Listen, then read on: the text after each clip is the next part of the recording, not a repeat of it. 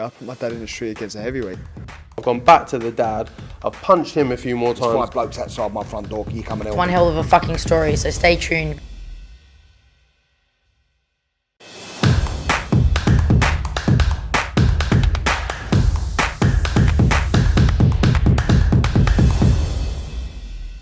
This is KUGAN CASSIUS for IFL TV, proudly sponsored by Everlast. It's KSI Fight Day. Fight night. Well, it's fight day, but yeah, we're leading into fight night. Delighted to be joined for the first time in person in an interview with Mr. Hasim Rahman Jr. How are you, sir? Yes, sir. I'm good. It's an honor to be here. Thank you so much for having me. No, the honour is ours. Just talk to me a little bit about how the week's been and kind of what you're kind of doing here this week. It's been different. It's been different. It's a different vibe, but all the while it's still a boxing vibe. And I wasn't as excited for this card as I am now that I've been a part of it, and I've been to the press conference and the weigh-in, and I've seen that these guys really put in work and they've taken these fights serious. So when you have all these great matchups, Misfits did an awesome job at making these matchups. It looks even across the board, and I'm excited to see these fights tonight. Aside from the main event, I was only looking forward to the main event, but now I'm looking forward to the whole card. I think it's gonna be a good show. Now, for yourself, obviously, you and your family have been steeped into kind of the traditional boxing side for many years, and we don't need to kind of go over that. People already know the caliber of your family, but for yourself, it seems to be, as a professional, obviously you've had a certain amount of fights, but it seems to be kind of, you possibly are drifting in between both of that side of the pro game and also this kind of possible influencer stroke boxing game. Is that a fair comment? Yeah, it's fair to say that there's a bit of a transition going on. This new YouTube, this influencer wave is good for boxing. It's taking anytime you bring more eyes to the sport is a great thing, but it's the eyes that are coming to the sport. This is a younger generation for the most part, and anytime you have younger people looking into boxing, looking into what's coming next, they are sorry, that threw me off. They are looking at what the people that they're influenced by are looking at. So now you have the younger generation trying to find out who Canelo is and who is Terrence Crawford and who are all these great fighters, who is Anthony Joshua, and they want to know. So that's taking them from doing something that was potentially bad, being in the streets, to learning about boxing and potentially going in the gym. And if they see that their favorite influencer can do it, then why couldn't they be able to do it too? Yeah, I hear that. I think over the kind of last 3 or 4 years, we've seen probably the criticism from combining the kind of professional cards with influencer boxing. We saw it at the kind of the top level when KSI fought Logan Paul 3 years ago in LA. And I think on that undercard, he had a 2-weight world champion in Billy Joe Saunders. Devin Haney was on that undercard. Now, yeah, and I think that's, like, people can't kind of get to grips with the fact of these YouTube guys, as it's perceived, are headlining a show ahead of these. And then I think when Anison Gibb fought Jake Paul in Miami, this was the year after, you had Demetrius Andrade on that, defending his world title. There was another world title fight on that. So, but when they're separated and it's either one or the other, but that's why I was asking you, because you are a legit professional boxer. So, it's interesting to get your take on how you kind of perceive all this. Well, at the end of the day, people start boxing to do what? They want to change their lives. They want to bring in money to feed their family. If these YouTube guys are bringing in an extravagant amount of viewers, which is makes it even more money than what the actual legit boxers are, it's hard to argue it. Traditionally, of course, the better fighters will fight last on the card, but this isn't something that's traditional. This is an unorthodox way of going about it, and it's something new. So me personally, I don't have a problem with it. I think that the viewership and the popularity is something that's underestimated by the boxing fans. But I think that they'll come aboard. They'll come along with it. Just just like the bigger names in the sport have Steven Espinoza, Eddie Hearn, Cragen. I think that these guys are making a huge splash in the sport, and I think it's, like I said before, I think it's great for boxing. The more eyes on the sport, the better.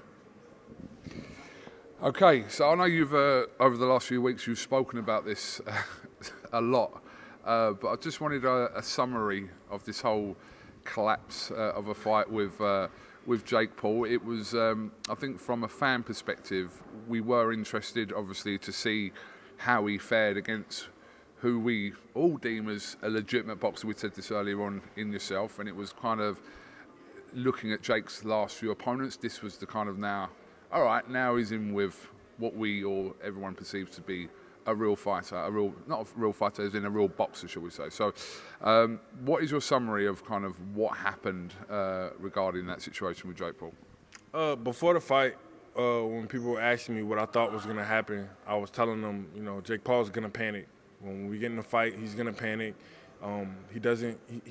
He's good. He's a good worker. He works hard, and I give him credit for that. But as far as boxing and boxing IQ, and he doesn't fare well at all. I believe that he panicked. There was all type of things in the contract coming into the fight, and once we decided that okay, we're gonna go by the contract, he up and split and canceled the whole fight. In the contract, in the beginning, from moment go, there was an option that if we missed the weight, that we would be fined a certain amount per pound. A ridiculous amount. It was 25% per pound, and if we were over 4 pounds, which would be 100%, then we would get the bare minimum $5,000 for the state. So once we said, okay, we're gonna exercise that part of the contract, they got so scared. Jake Paul panicked, and before we were even given ample time to respond, he goes on Twitter and cancels the fight, goes on Instagram and cancels the fight. I've never seen someone be so scared in my life, never seen someone put in so many requests. They went from having me weigh in on August 5th and 6th to I had to weigh in July 7th, July 19th, July 22nd, July 29th, and then August 5th and 6th. So there was so many extras thrown in there by Jake Paul and his team or per their request through the commission. It was ridiculous. I've never seen a fighter have to make weight that many times. And the day that the fight got canceled, they were trying to get me to weigh in at 208 on that day. And I was just like, why am I weighing in? Why am I being told to make a weight and the fight is a week away? It was something that myself and my team had never seen before.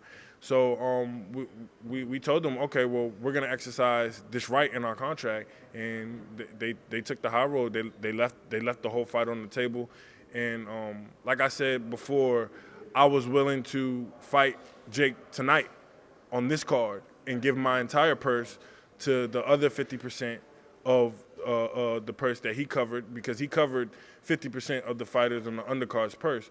I would have gave my entire purse to the other 50% that they lost out on that night.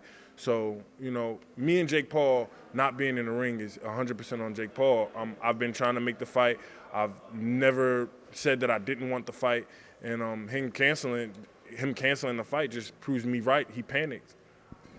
Are you saying from a contract perspective that you did everything, you and your team did everything according letter to the contract, that you were willing to kind of sacrifice financially with the weight situation, but there was no grounds in the contract for the fight to be cancelled if you were overweight? That was a decision made by Jake Paul. That was not in the contract? No, that was never in the contract for the fight to be canceled. If I came in at a certain weight, I could have came in at 225, 230, and there was nothing in the contract stopping that. Even when we came back with the counterweight, with our weight, the commission had got involved at that point, and they didn't say no to what we said. What we said was 215. The commission didn't say no. We're not going to let you fight at 215. The commission said, okay, the DePaul team, what's your response? And their response was, we're not going to fight. So, that just goes to show you, like I said, he panicked. He did not want anything to do with me being in the ring. Even though, like I proved, I would have came in much lighter than a 215 or a 220. I came in 206, and I would have came in even lighter had they not canceled the fight. And I had those 2 days that I got to eat and rehydrate, and then was like, okay, I'm going to New York anyway, so I might as well make the weight. It was definitely a panic move by his team to cancel this show. And I honestly feel upset for not only for the people on the undercard, but for the fans too. There's a lot of fans that wanted to see the fight and that wanted to see Jake Paul fall, and he's running from that. He's not shown any interest in getting in the ring with me since this fight has been canceled. They never showed any interest in postponing the fight. As you would see traditionally in boxing, when fights don't come together at the first time, especially after such a huge promotion, it's pushed to a later date, or it's postponed. They never wanted to postpone. They only wanted the advantage of me having a short training camp and trying to catch me off guard. But Jake Paul doesn't want to be in a ring with me, and I proved that. Hasim, we obviously saw the footage that was put out from the sparring, whenever that was. What is your kind of reflection on that sparring? It was just like I said, man. I was in there. I used only my left hand about 95% of the time. When I did throw my right hand, I never threw it with ill intent. I was told before I got to that gym that if I was to fuck this guy up, or if I was to knock him out, they wouldn't be able to get him to pay me, or there would be some type of restraint on getting me paid. So, just take it easy, go about 30-40%. This guy's a YouTuber, and at the time, this was during COVID, even the gym that we boxed at was closed. They had rented that gym out just to be open for him, so I couldn't even train. There was no boxing gyms open. I was not in the boxing gym. I was strictly like in a fitness gym, just on treadmills or on doing just light training. There was no boxing matches at this time. Tyson and Jones was the only card that was going on, and he happened to be on that card. Not only did he happen to be on that card, he was on that card from the beginning of the card, and it had got postponed. So he had been in training camp for an extended amount of time, and still, I don't think he could do anything with me. I have a 24-year-old sister that hits harder than him, so I just believe that I would have walked through whatever he had to offer. I walked through his best shots in sparring. If you watch the sparring and you see him hit me with right hands, you don't see me take a step back. You don't see me look rattled. You don't see, any. As a matter of fact, you hear me laugh or you see me smile. Jake Paul can't do anything in the ring, in the boxing ring, to get me out of my game or to have me even feel like I had to use both hands. So being in a fight, 10-ounce gloves with no restrictions is a nightmare for him. So I'll just leave it there. You can, if you go watch the sparring, go ahead, have a view at those comments. You're going to scroll for 1,000 comments before you see a positive thing for Jake Paul, and that's very rare on this internet community today. Okay, so, moving forward, obviously you'll have a fight that will be announced later on. We won't reveal that here, but an interesting fight for you that's coming up here in England very soon. So we'll let DAZN announce that tonight, hopefully, and we can speak about that after. But for yourself now, is it a case of you moved away from this whole situation with Jake Paul and you're kind of doing your own thing now? If your paths cross at some point, obviously Jake Paul's been linked with a fight with Tommy Fury as well over the last however long. That's still unresolved. So But do you look at it as like you're just on your own path now? If it happens, it happens. If it doesn't, then it is what it is.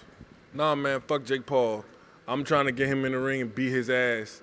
That's what we trying to do. So me building my profile, he wants all these high profile fights. Me building my profile is only gonna help that situation. So, he wants KSI. KSI told him, you fight Hasim and then I'll fight you. So, I think that the KSI versus Jake Paul fight happens regardless of what happens with me and Jake in the ring. He's gonna get pummeled by me. He's gonna need something to bounce back from. So I think that he'll try to use fighting KSI as a bounce back fight and say that, I was this pro fighter with so much experience and I was so much bigger than him. And then he's going to try to go back down to someone more his size than KSI. But, if I don't know what's going to happen, but if he wins, then he gets even more credibility and even more of a reason for to be in the ring with KSI. But, God willing, he won't win against me. I'm definitely on track to not only punish but to expose this fraud, this phony. I think that he's a hard worker and that's all he gets credit for. He's not a legitimate boxer. He's not a legitimate threat in the boxing community. He would not make it to the nationals in England or in America if he was to box through the state and regionals. I don't think he would make it to the nationals, and if he did, he would be gone on the first or second day. Well, look, we'll have to wait and see what happens. We obviously know your next fight, like I said earlier on, will be announced tonight, so that'll be the focus in hand from now, from you. And then whatever happens afterwards, this is just, it's a kind of crazy time for boxing with all these kind of different potential matchups that a few years ago that we wouldn't have even spoken about. So, we'll see what happens tonight. I'm very interested to see how KSI gets on with the guys, Swarms, and also the pro boxer as well. 2 fights in one night is a bit of a bold move, but do you think it's a bold move or not really? I think it's definitely a bold move. I wish that the fights were 4-round fights and they would count on his record.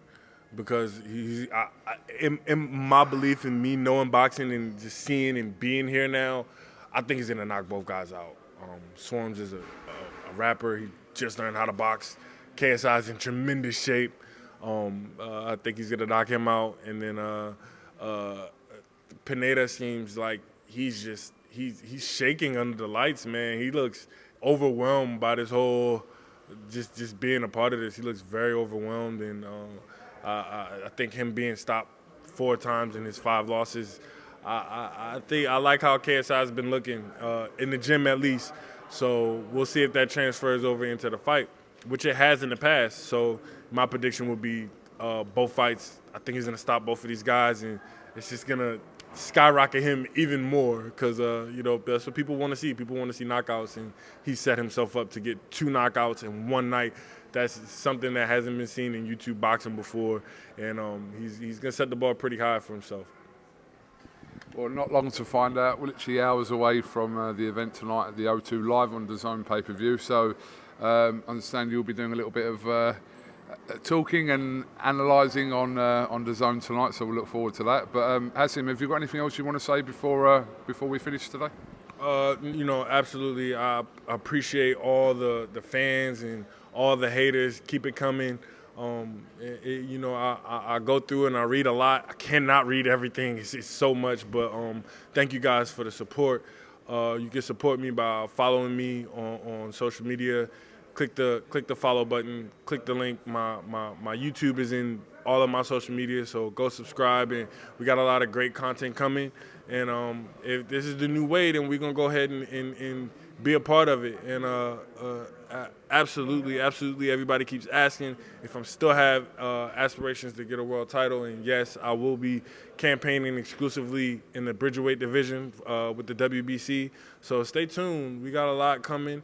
And these are just steps that it takes a part of my story to go ahead and get to being crowned a world champion. That's why I started boxing, and I'm gonna put every effort that I can into that. So be ready for this announcement tonight. It's another step forward. I can tell y'all that it is a former world champion that I'll be in the ring with. So y'all stay tuned, and we're gonna make some fireworks, bringing fireworks to the zone.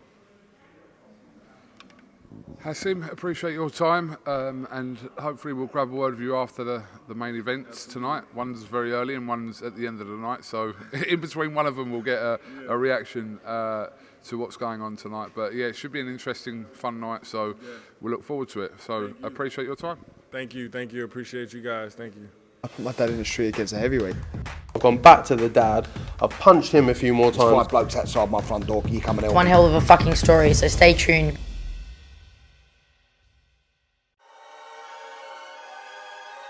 Welcome, Team Everlast, to the Team Everlast Fitness app.